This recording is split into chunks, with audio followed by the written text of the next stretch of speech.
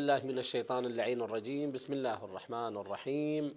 الحمد لله رب العالمين، والصلاة والسلام على أشرف الخلق محمد وعلى آل بيته الطيبين الطاهرين. أحبتي الأعزاء، حياكم الله وأهلا وسهلا بكم في حلقة جديدة حول الإمام الهادي صلوات الله عليه، مع ضيفي الكريم الأستاذ في الحوزة العلمية سماحة الشيخ عبد الكريم الساعدي، والخطيب من رابطة النجف الأشرف.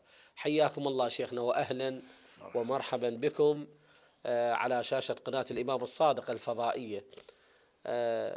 بعض المحاور نتحدث بها إن شاء الله حول الإمام الهادي صلوات الله عليه، وكيف تمكن صلوات الله عليه بقيادة أو من قيادة الأمة في هذه الظروف التي حاطت بالإمام صلوات الله عليه.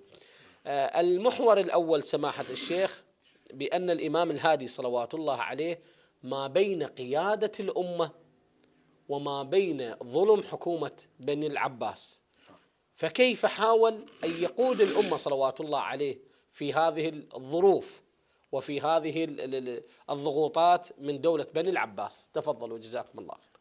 أعوذ بالله من الشيطان الرجيم. بسم الله الرحمن الرحيم. الحمد لله رب العالمين، والصلاة والسلام على محمد وآله الطيبين الطاهرين، اللهم صل على محمد وآل محمد، واللعن الدائم على أعدائهم من الأولين والآخرين. الحمد لله الذي هدانا لهذا وما كنا لنهتدي. بدءا مرحبا بك سماحة الشيخ، الله يحفظك، ومرحبا بقناة إمامنا جعفر بن محمد الصادق السائر على هذا الطريق المبارك، ونحن بحاجة إلى أمثالها. حياة أهل البيت عليهم السلام، أئمتنا الميامين المعصومين صلوات الله عليه، أرسوا للجميع المجتمعات ثلاث. الجانب الأول أرسوا الجانب الإنساني المحق واقعا، والذي فيه معنى الإنسانية الصادقة والنقية والمطبقة لمعنى الإنسانية في حياة أهل البيت عليهم السلام. أحسنتم. نعم. وأرسوا الجانب الثاني هو الجانب الإسلامي، لأن مرات الحياة الإنسانية أو الحياة الإسلامية هي واحدة. نعم. فواقعا العقيدة الإسلامية أسست وأنجزت ورتبت وهيئت لكل البشرية، هي من أئمتنا عليهم أفضل الصلاة والسلام واقعا عليهم السلام جميعا. الجانب الثالث والأخير في حياة أئمتنا عليهم السلام هو التكميل، جوانب التكميل للإنسان، أو ما نقول شبه التكميل، يحصل في قاعدة واحدة، هي قاعدة أئمتنا المعصومين عليهم أفضل الصلاة والسلام. إمامنا الهادي صلوات الله وسلامه عليه فيه جانب مميز.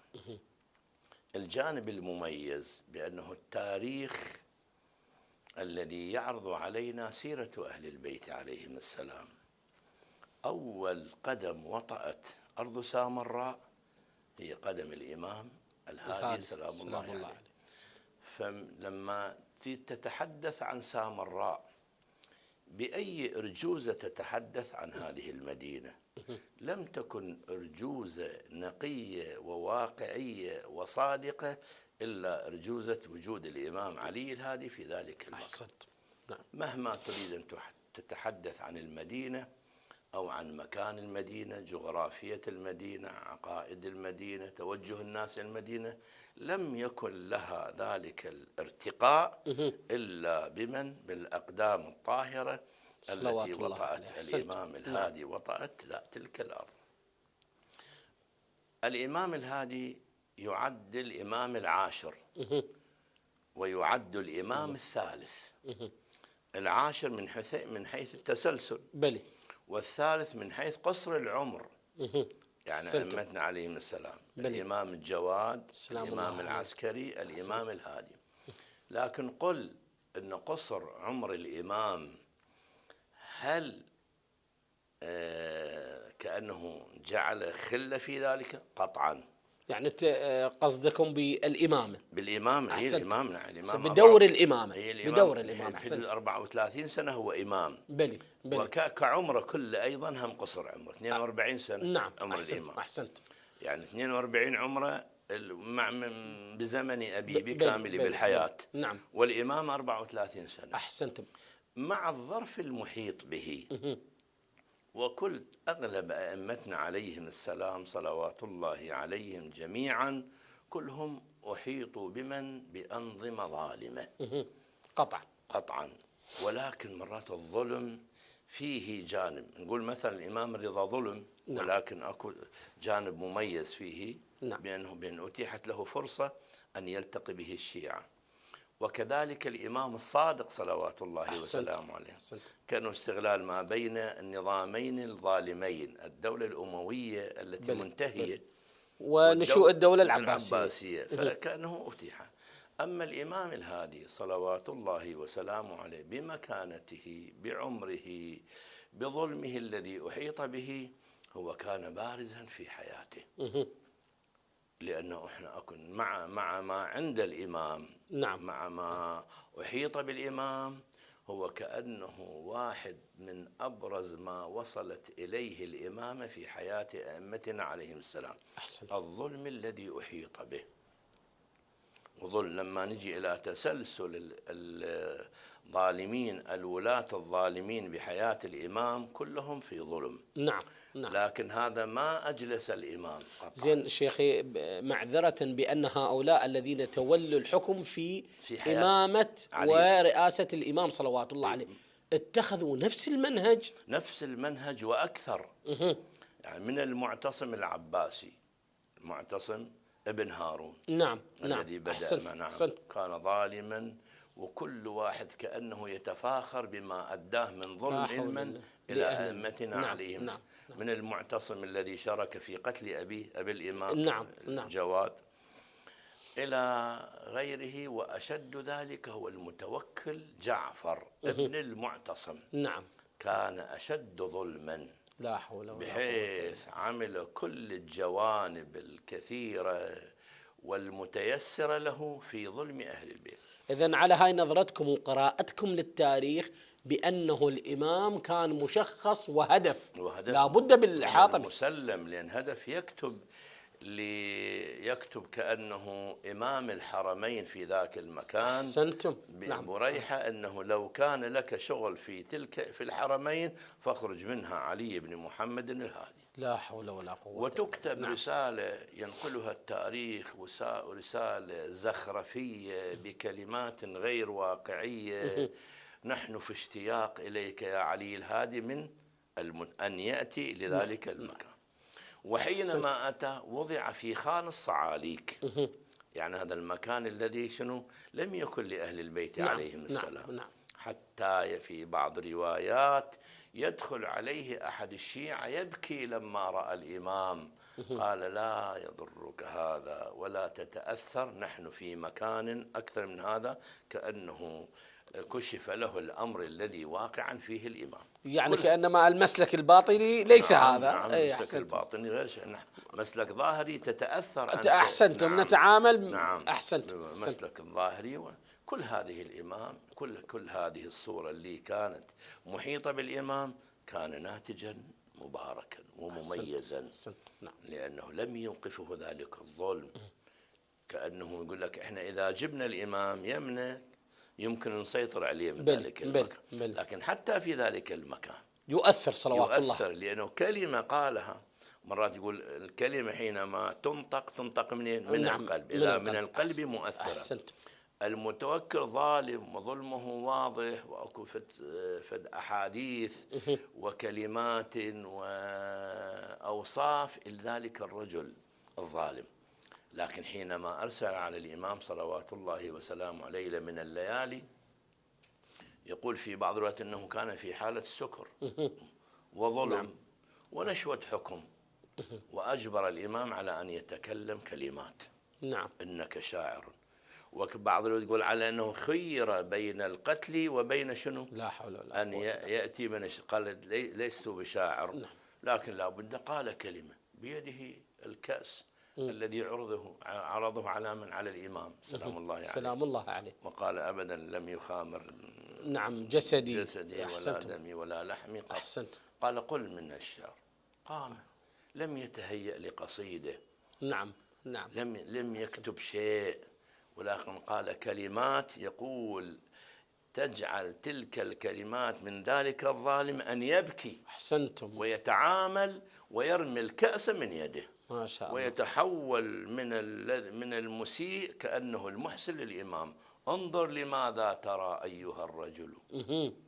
يعني هذه الكلمة أول ما قالها يقول المتوكل يبكي، هذا الظالم. نعم. نعم. هذا الشقي كأنما هز من أعماقه. كلمة واقعية. نعم. كلمة شعر. نعم. انظر لماذا ترى أيها الرجل.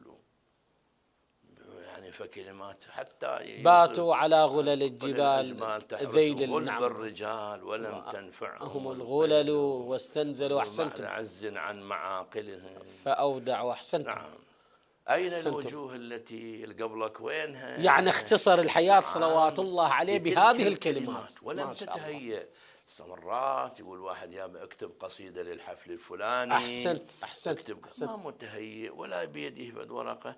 بعد إمام صلوات الله. هذا جانب مولانا. نعم. جانب للذي ينظر بدقة ويستقرأ التاريخ، وبالأحرى تاريخ أهل البيت عليهم السلام. إذا كانت له بصيرة فهو أيضا هذا بصيرة. أحسنتم.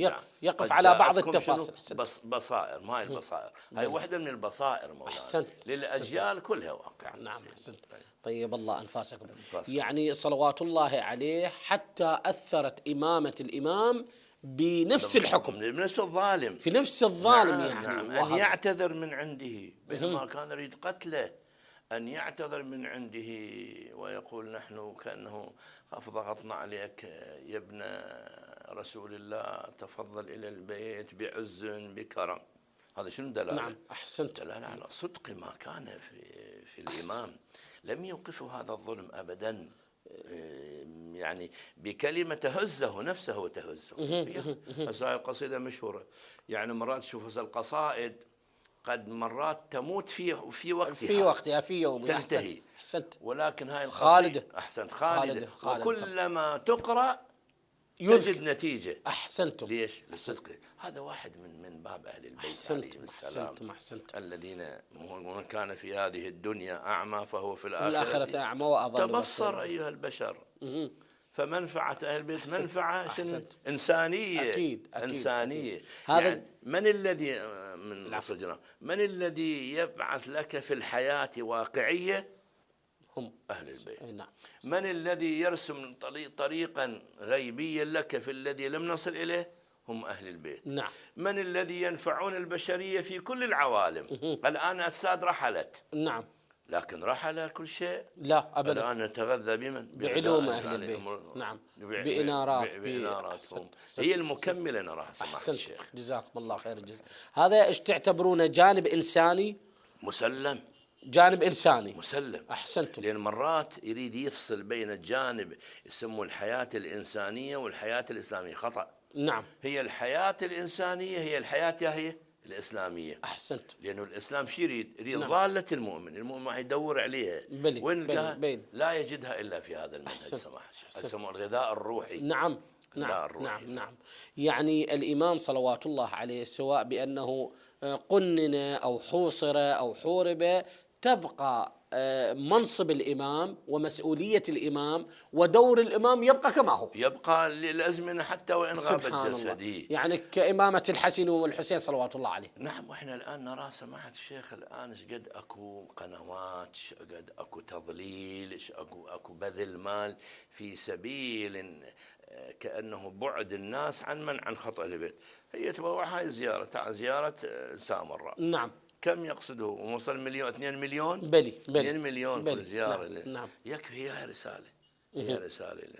أي مكان أحد طرق الباب وقال لهم تعالوا روح للإمام الحسن. لا أبدا. مؤتمرات تعمل الناس وينفقون الكثير ويعطونا جانب مادي مباشر. نعم أحسنت. لكن ما حد يصل، لا يجمعون ألف. هذا هو الواقع. اي نعم أحسنت. هذا طيب الله الانتصار أنفاسك. طيب الله أنفاسك أنفاسكم بسماحة سماحة الشيخ، الشيخ، حقيقة الله يعني إنارات جيدة جدا. الله يحفظكم. الله يحفظكم إن شاء الله.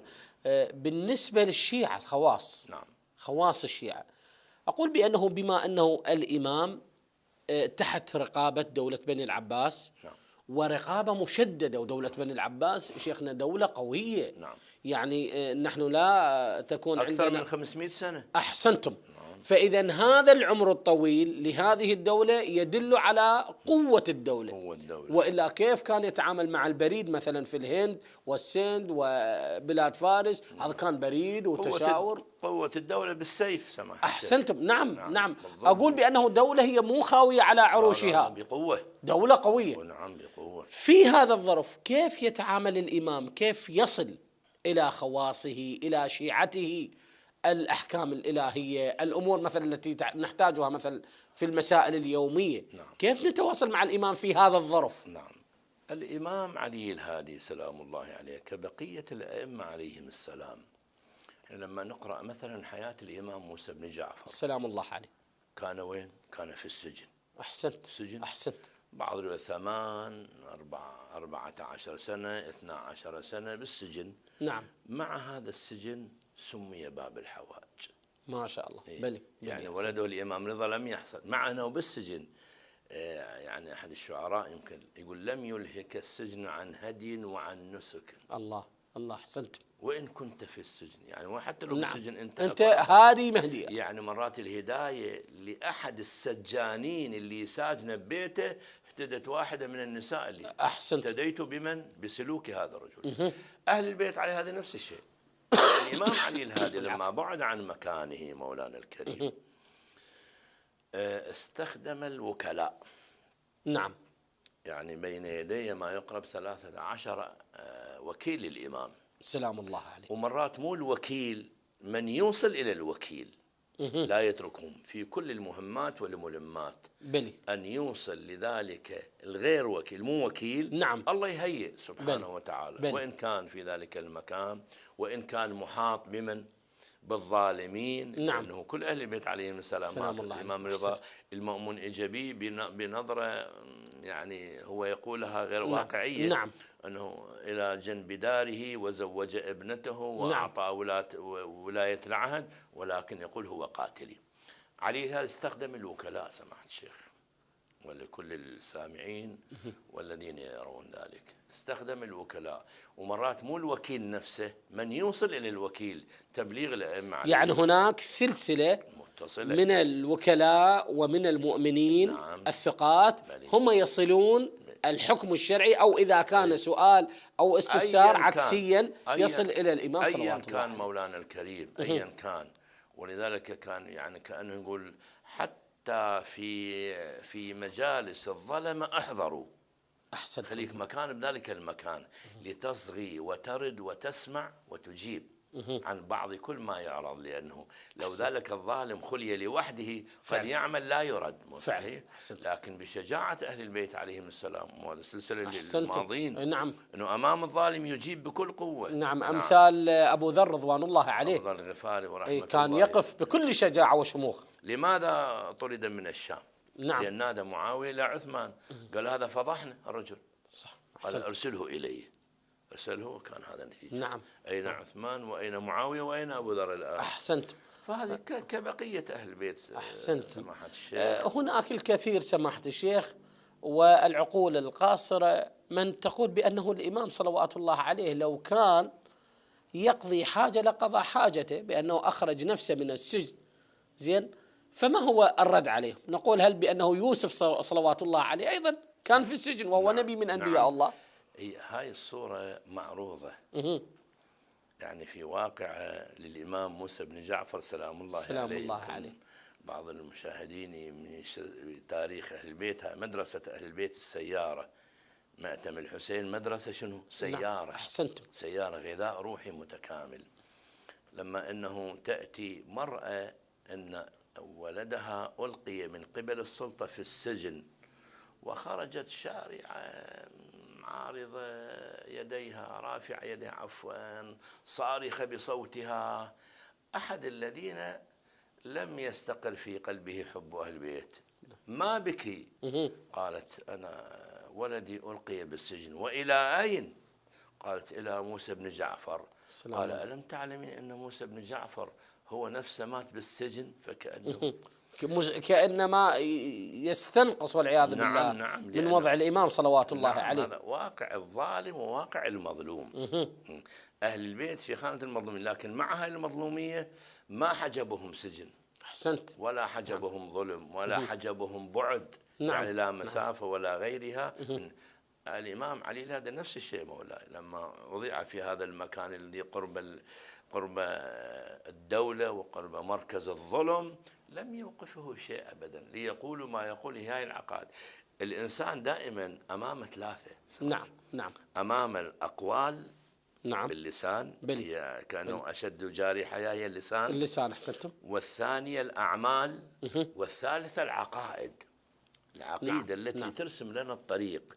من الذي يرفع الأعمال؟ هي العقيدة. أحسنت. هي هاي العقيدة، عقيدتنا في الله، في السراء والضراء، في الحضور وفي شنو؟ وفي الغيب. أهل البيت عليهم السلام هاي مكانتهم، لا يوقفهم شيء أبدا.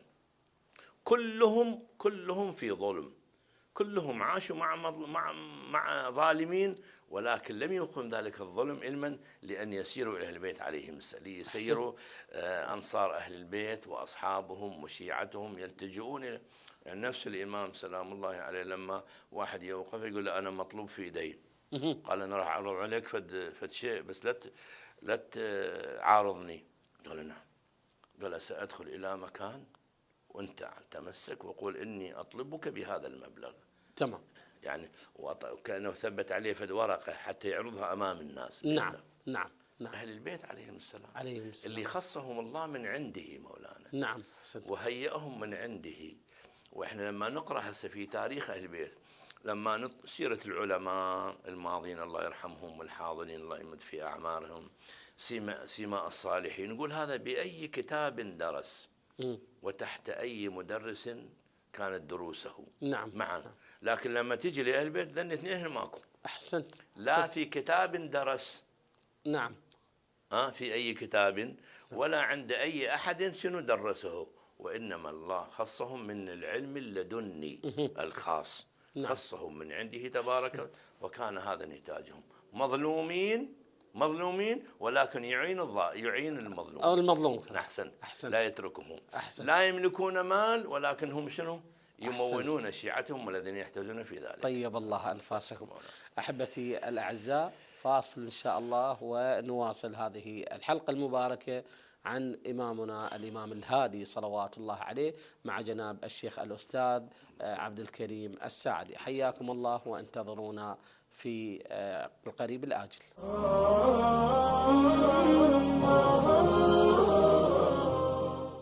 أعوذ بالله من الشيطان اللعين الرجيم. بسم الله الرحمن الرحيم. الحمد لله رب العالمين، وصلى الله على محمد وآله الطيبين الطاهرين. أحبتي الأعزاء، حياكم الله مرة ثانية مع ضيفي الكريم وإضاءات حول الإمام الهادي صلوات الله عليه.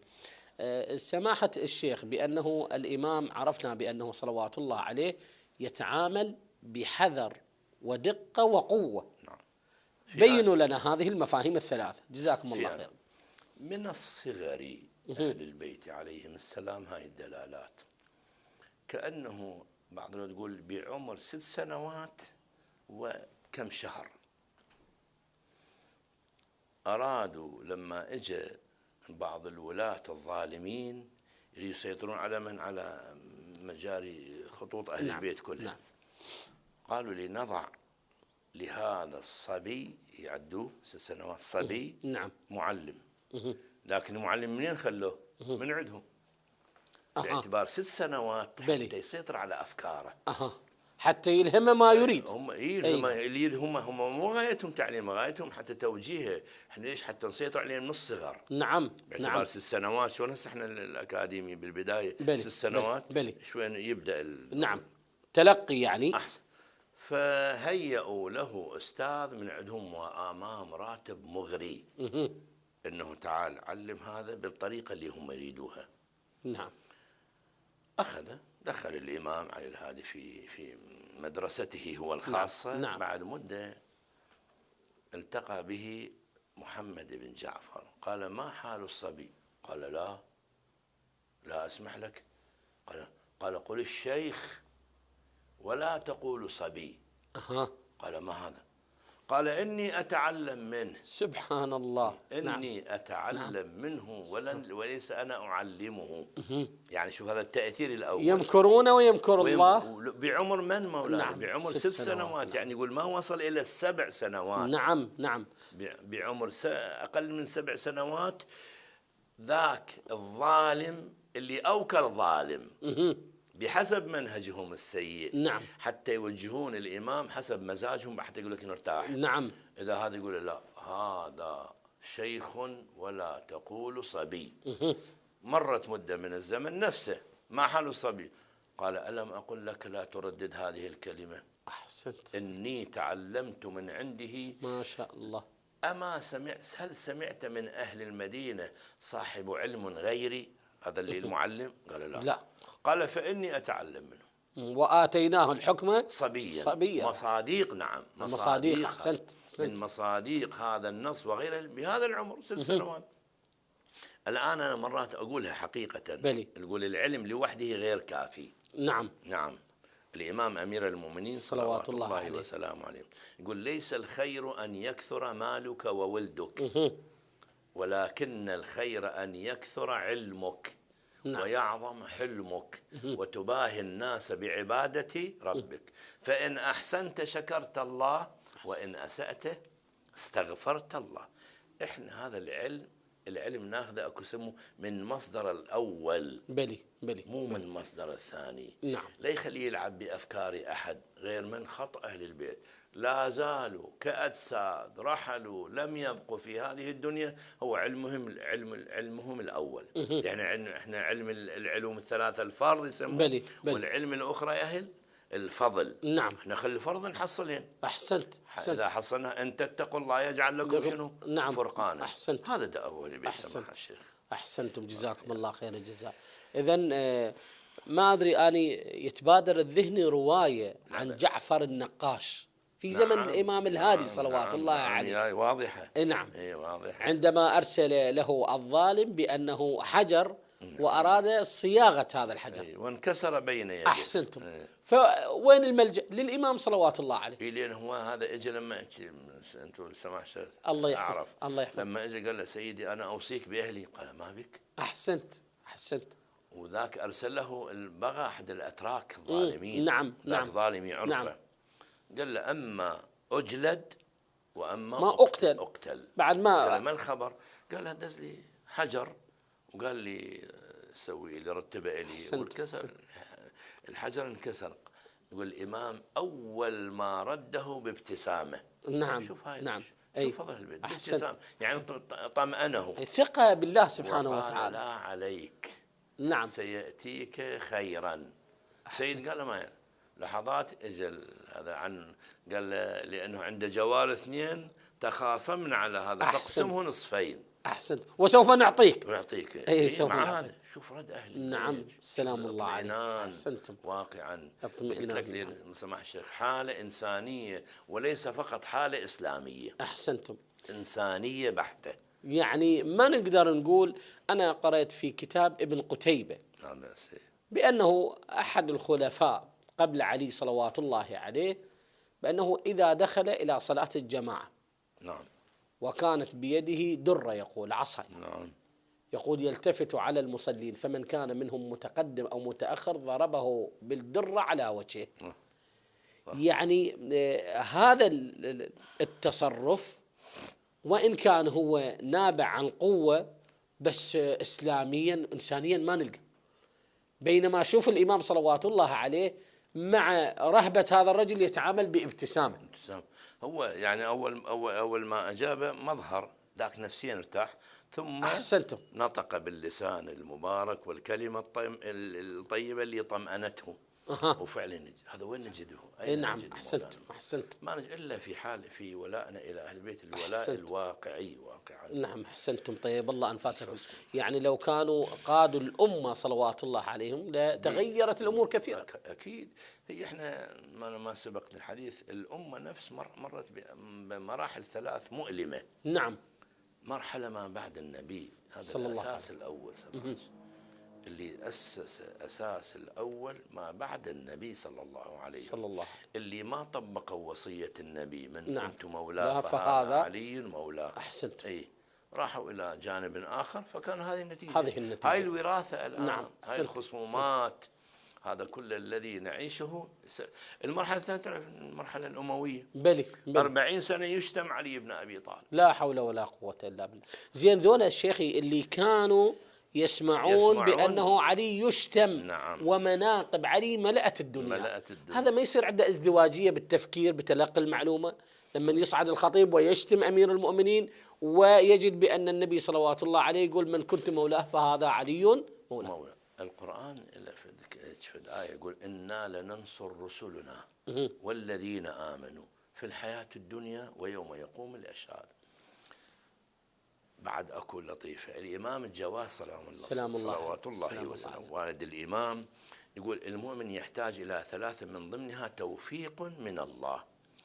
مو كل شيء يوفق إليه. النصرة مرات بالكلمة مولانا، النصرة حتى بالنظرة، حتى مثل النظرة في بعض الأحيان نظرة طيبة أكو فشل معنى الرضائية يسموها. أحسنتم.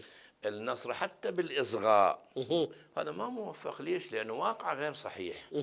أحسنتم. الواقع. أحسنتم. لأنه هو من شنو؟ إذا ليش يقول في قلوبهم شنو؟ مرض فزادهم الله شنو؟ مرض. نعم. احنا لا نعتب على اللسان ولا نعتب على اليد. ليش تعمل؟ اعتب اكو ايعاز. احسنتم. فذلك القلب ما حمل ما رتب. احسنتم. النفس حتى يعدون بعض النفوس، مو النفوس النفس. نعم. المطمئنه النفس وهكذا. نعم. فهو في قلبه شيء. سبحان الله. الذي في قلبه شيء ما يفيد بعد لا ايد، حتى الايد ما تتحرك، والعين اعوذ بك من عين لا تدمع. نعم. ومن قلب لا يخشع. وهكذا مولانا الكريم. احسنتم. يعني كانما اللي في قلبه مرض او في قلبه زيغ هذا ما يوصل للهدايه. يظهره المظاهر هاي الجوارح. احسنت. اي فانت بالقلب ما ندري الانسان الا ارتباط مع الله. أحسنت. بقلبه. نعم. هذا باطني لا يظهر عليه أحد غير الله سبحانه وتعالى. تكشفه الجوارح. نعم. مصافحة. بلي. كلمة طيبة من منطق اللسان. نعم. كل ذني أساس الإنسان هذا. فارتباط الأول ما موجود. فلذلك لا تلوم حينما لا تنصر كلمة لا تطلق من اللسان بصدق. بلي. أو نظرة لا تحصل أو سماع لا يصغى. فأساسا الأول في قلوبهم مرض. أحسنت. الله سبحانه وتعالى. أحسنت. الله يحفظكم سماحة الشيخ. كريم. طبعا الإمام صلوات الله عليه، محورنا الثالث، الإمام الهادي صلوات الله عليه في هذه المرحلة كان يعلم بغيبة الإمام صلوات الله عليه، والإمامة تصل إلى الإمام المهدي صلوات الله عليه وعجل الله فرجه، ويعلم بأن هذا الدين ينتصر بالمهدي صلوات الله عليه. مسلم. كيف كان يهيئ لهذه الدولة، أو كيف كان يحافظ على الإمام صلوات الله عليه في زمانه؟ يعني كيف اختار الزوجة للإمام الحسن العسكري؟ نعم، هي واحدة من هذا. نعم. حتى من هذا الباب. يعني هي عدة جوانب في حياة الإمام، وهذه الجوانب لم تحجب الإمام عن إيصال المعلومة المهمة علما إلى الناس، وهي شنو؟ الإمامة في الحجة المنتظرة. الرواية تقول حتى من خلال نفس الوكلاء. نعم. الذي كان يلتقي بهم، أو بعض الأحيان من يلتقي مو الوكلاء مباشرة، من يرسل علما الوكيل. هذه يقول واحدة من الأبواب التي ترسم الطريق للأجيال من خلال تبليغهم بالعقيدة هاي الأساسية. أحسنت. رغم قلت لك ما حجم على الإمام، رغم ما هيئ للإمام من عدم شنو حجبه بينه شنو وبين الناس. نعم. ابن الحسن العسكري موش رواية تقول بلي. على أنه قضى عمره وين هو 28 سنة نعم. عمره نعم. بالسجن. نعم. اتخذوا على أنه لا يلتقي بالناس نحجبه حتى لا تكون هناك ذرية. لكن الله هي ذرية من حيث لا يدرون هو الإمام الحجة. وهكذا أحسنتم. عليهم السلام. يعني الظاهر هي هاي ثقافة المجتمع على الإمام الغائب صلوات الله عليه بدأت من الإمام الكاظم صلوات الله عليه. سلام الله عليه. أيضا كان مغيب في السجون، وكان المجتمع يعني يعلم بأن هناك إمام غائب، ولكن الاتصال به عن طريق أما وكيل أو عن طريق وكيل الوكيل كما عبرت. نعم. الآن هسه بعض الأحيان ليش هاي الفرق الموجودة عندنا أخوان؟ نعم. يعني المتعددة ليش؟ لأنه كانوا يظنون يعني يمكن بالأمس مولانا بالأمس كانت وفاة السيد محمد سبع الدجى ابن الإمام الأكبر. بلي. الناس كانت تظن مو متعارف نقول اكو فد جانب يسيرون على الولد الأكبر هو شنو؟ هو الإمام. الإمام. نعم. ولما صار أمر من الله أنه توفاه. نعم. الله اكو بعض الرواية يقول انه مسموم، لكن الاغلب انه السيد محمد توفاه الله ابن الامام. نعم. نعم. راح وين؟ من يخلفك مولانا؟ ولدي فلان حسن عسكري. كذلك الامام الحجة صلوات الله وسلامه عجل الله تعالى فرجه، ثقافة موروثة وثابتة لا يحجبها غيم قطعا. نعم. نعم. علما يصلون بالمعلومة التامة والكاملة والمطمئنة إلى الأجيال رغم ما وضعوا ويضعون الظلمة يوصلونها عليه من خلال الوكلاء، من خلال الكلمة الصادقة، من خلال التبليغ. نعم. البيت. نعم. ولذلك محمد بن عثمان البطائني عندما توقف عند الإمام الرضا انحرفوا عن المسار. انحرفوا عن المسار. يعني ما كان مهيئ لغيبة الإمام وفكرة أن هناك إمام صلوات الله عليه سيكون غاب. زين سماحة الشيخ بأنه الأخبار التي وردت عن النبي حتى في زمن أمير المؤمنين تنبئ بوجود ماذا؟ إمام 12 هو المهدي، وتكون له غيبة أولى صغرى وكبرى لماذا لم يتثقف المجتمع بهذه الغيبة؟ هو ترك المجتمع العلم. أنت تقصد العلم وليس العلم شنو؟ يقصدك. الآن الخطاب من أمير المؤمنين سلام الله عليه لابن عباس: يا ابن عباس لا تجادلهم في كتاب الله. النبي صلى الله عليه وسلم جعلنا عندنا 6 سنن. نعم. من ترك سنتي شنو؟ فليس مني. أحسنت. من بعد علي بن أبي طالب أسماهم واحدا بعد أحسنت. هو آخر شيء. نعم. آخرهم اسمه شنو؟ اسمي يملأ الأرض قسطا وعدلا يجي فيه. فيظل المتابعة هي المتابعة. احنا من إمام يروح أكو من بعد إمام. نعم. الإمام هم وصية، لكن حينما ما نصغي مو هاي الحديث من أصغى إلى رحمن شنو؟ نعم. عبده. ومن أصغى إلى شيطان شنو؟ عبده. نعم. هو يصغون إلى هذه الأبواب مولانا؟ ما يصغون. فعلا أنت سلمان المحمدي هجرته قد مسافة قد خدم عند النصارى في سبيل أن يصل من ذاك المكان إلى الجزيرة. وهذا سلمان وصل الدرجة بالعلم الروايات بالإيمان الدرجة التاسعة بينه وبين العصمة واحدة. نعم. اللي يقول له يا سلمان إذا دنا أجلك ميت من الأموات يكلمك. ما حد وصل هاي الدرجة.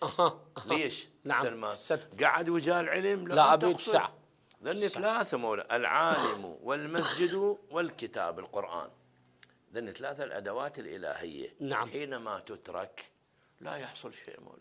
يكون ضبابية بعد على. أحسنت. يعني هو مرات القراءة فيها التدبر نتاج يحصل. بلي. ما يسمى التمار بها مدرسة بها جامعة مولانا. كان خادم عند مرأة. أحسنت. أسدية. بلي. وين وصل؟ التمر. ميثم يعلم علم المنايا والبلايا. أحسنت. هذا التقوى.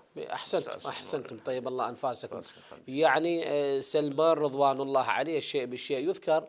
يمكن رأي لمحي الدين المعروف ابن عربي يقول سلمان معصوم. كيف؟ يقول بشهادة النبي، لأنه قال سلمان منا أهل البيت، والنبي معصوم بشهادة الله سبحانه وتعالى. الكلمة فابتغاء هذا فما قالها لغيره. أحسنتم.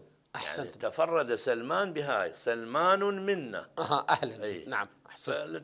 كأنه يريد ما يميزون سلمان، هو الله ميزه. ميزة سبحان الله. نعم نعم. بخلقه بأدبه أحسنت. هذا النتاج. لا شوف سلمان الآن، سلمان المحمدي الضريح مالته. نعم نعم، منار إلى يوم القيامة. أبدا. أحسنت أحسنت. واضحة دلالات. يعني الإمام صلوات الله عليه كان يثقف أكيد. لغيبة الإمام صلوات الله عليه، مسلم من خلال الوكلاء. نعم. كما ثبتنا نعم. الوكلاء ووكلاء والوكلاء. نعم. ولكن لا يعطي أوصاف الإمام تامة ووقت الإمام حفاظا عليه. أكيد حفاظا عليه. وإحنا مرات التقية. أحسنت. التقية لها أثرها. سماحة الشيخ، أنا اطلعت على بعض روايات أهل البيت في زمن من الأزمنة بأنه يحرمون نطق الإمام المهدي صلوات الله عليه. يحرمون؟ أي يحرمون بأن تقول الإمام كذا. فعلا؟ أي نعم. أي فعلا. يعني ليش نقول الإمام المهدي، الإمام الغائب، الإمام صاحب أحسن. الزمان؟ أحسن. حفاظا. ذكر اسمه. أحسن. مع كل ما محيط بالجانب الإلهي ضروري ذاك يتبع أيضا. يعني أنه الحفاظ عليه الإمام. نعم. طيب الله أنفاسكم. أحسنتم. إذن باعتبار الإمام صلوات الله عليه كانت هذه الفكرة موجودة ووصلت إلى الوكلاء، ولذلك استقبلوها هم. بكل رحابة. نعم. سماحة الشيخ، الكلام معكم جميل جدا، وإن شاء الله مشاهدينا الكرام كذلك استمتعوا بهذه الحلقة المباركة. ما هي الطريقة التي يتصل بها الإمام مع باقي المدن وفي المعمورة، وإن كانت يعني بعيدة؟ أقول بأنه يعني للمحور بأنه إمامة الإمام صلوات الله عليه، نفس إمامة الإمام. نحن الآن عندما نصل إلى أمير المؤمنين نقول السلام عليك يا أمين الله في أرضه وحجته على هو كذلك الإمام الهادي أيضا أمين الله في أرضه. هاي زيارة كل الأئمة يزار. أحسنتم. نعم. الوارد عن زين العابدين صلوات الله عليهم. نعم. يستحب ذكرها في جميع المشاهد، هكذا أحد العلماء يقول. نعم. أقول بأنه يستطيع الإمام أن يوصل هذه الأوامر الإلهية للمعمورة بشرقها وغربها. من المسلمات هي في بعض الأحيان مولانا حتى يد الظالم كانت عونا للإمام من غير لا نعلم. يعني حينما أرسل المتوكل صاحب الشرطة للإمام أن يجيب الإمام بوشاية منين؟ من إمام البريحة. نعم. أو الصلاة والحرب. راح صاحب الشرطة المدينة، ضجوا عليه كلهم. المدينة كان رافضين بأن الإمام متعلق تماما بأنه مشي أنه في بيت الإمام سلاح وعتاد وكذا، بعض جانب السلاح كأنما يحضر للانقلاب للسلطة، لقيادة السلطة. الكرسي. نعم. الكرسي هو عندهم عقل. بلي. لما دخل هرثم نفسه هذا بالشرطة ما وجد شيء، وجد كتب. نعم. وجد مصاحف. كبر في عين الإمام. من سار بالطريق وياه قال امهلوني 3 أيام، أنا متهيأ أروح وياكم أمهله، لأن قال له ذاك بهدوء. وقلت لك في البداية كتب له رسالة أجلكم الله نفاقية. نعم. نعم. تأتي أثناء الطريق. شوف المعاجز والكرامات للإمام سلام الله عليه. أثناء الطريق. مدة الطريق كم كانت؟ 7 أيام أكثر أقل؟ فيما أظن أكثر، بس هي شنو فيما أظن يعني كان أقصد من سؤالي بأنه يقهر الإمام على السير بسرعة أو لا بلين تماما. نعم. وبرأي الإمام، مو رأي ذاك الذي لين أراد ذاك اللي يخلي هاي الصورة بأنه حتى أنا من جايبة ترى جايبة للإطمئنان إليه، للمشورة، لا لحاجته إليه، ليس للغاية هو خوفا من عنده الإمام. فحينما سار من هذا الطريق من المدينة إلى سمر أكثر من معجزة، يعني بحيث هم في ذلك المكان احتاجوا إلى مي. وين نروح؟ شلون نجي؟ أشار الإمام إلى جهة من الجهات. ساروا وإذا هذا مكان في أنهار، أشجار، ما معهود بذاك الطريق ذلك المكان. ترووا تماما وأخذوا ما يحتاجونه من ذلك المكان واستراحوا قليلا ثم توجهوا. أحد الرجال اللي كان يسمع من الإمام قال هاي المدينة ما يعني حينما انتهى تزودوا من هذا المكان وتوجهوا إلى طريقهم هم القاصدي إلى سامراء. نعم. يقول هذا واحد ارتفع على مرتفع يشوف هاي المدينة، وإذا المدينة ماكو شيء. هذا الماء رأيته والأشجار وما فيها. نعم. في لحظة من اللحظات هيئت للإمام بعلم الإمام بالذي لذلك. ويعني في صورة من الصور يعني واحد ما يحضرني اسمه، واحد من جماعة بغى التركي. نعم نعم. إيه لما مر ضعن على الواقفين خلينا نباوع عليه، يقول الإمام وأصحابه، وإذا هذا أحد الحرس الإمام يقول له باسمه، هذا نزل التركي يقبل قدم الإمام. قال له شنو؟ قال هذا نبي؟ قال لا. قال أخبرني باسم الذي لا يعلم به أحد. لا إله إلا الله. فواحدة من جوانب توجه أحسن. هو العلوم التي لم تكن عند أحد عند أهل البيت عليهم، واحد منها الإمام المعصوم. أحسنتم، طيب الله أنفاسكم سماحة الشيخ، جزاكم الله خير وشكرا لكم وشكر الله سعيكم على هذه الإطلالة. مشاهدينا مشاهدين قناة الإمام الصادق، إلى هنا تنتهي هذه الحلقة. انتظرونا في حلقة جديدة إن شاء الله من أضواء الإمام الهادي صلوات الله عليه. نستودعكم الله في حفظه ورعايته.